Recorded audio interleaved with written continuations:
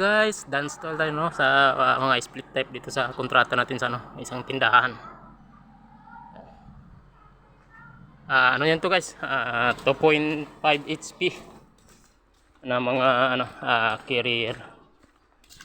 Solo lang ang ating paggawa dito guys no. Ito pa isa. Yan. Yan. Ang drain. Maaaring madulas dito ang gadaan no. Mayari na lang to guys magpabakbak ng simento para mabaon ang PVC. Para hindi dito magkalat ang drain. Ayan guys no, dito sa loob tayo guys. Ito guys no. Yan. Yan, may tagging pa. Off na natin. Yan. Balik. Ang isa, doon pa isa sa loob. Bago dito pa.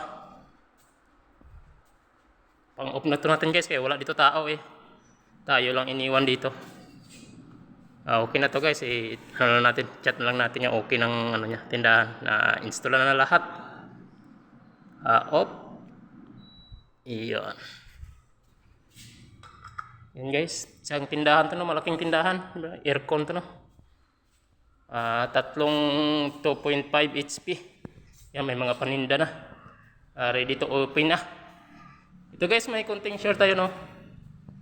Mga sensor value ng 2.5 HP carrier inverter. Sa thermostat guys, 8.42 kilo ohms. Dito sa na to banda sa indoor. Ang tube sensor nya 8.42 kilo ohms. Halos pareho lang. Sa labas naman tayo sa condenser. Sa condenser nya 7.89 kilo ohms. Bago sa high side, sa taas ng compressor, ito no, medyo mataas-taas, 44.28 kilo ohms. Bago sa ambient niya, 7.87 kilo ohms. Pareho lang tayo sa condenser niya at ambient sensor, pareho lang. Yan lang guys, konting share lang. Salamat. Uwi na tayo. Ito na. Naghihintay na ang ating doon sa labas. Sirado na natin to. Wala man ibang tao dito, tayo lang. Pinagkatiwalaan to sa atin. Yan, sirado na. Patay na mga aircon. Yan. Yan na tala. Yan.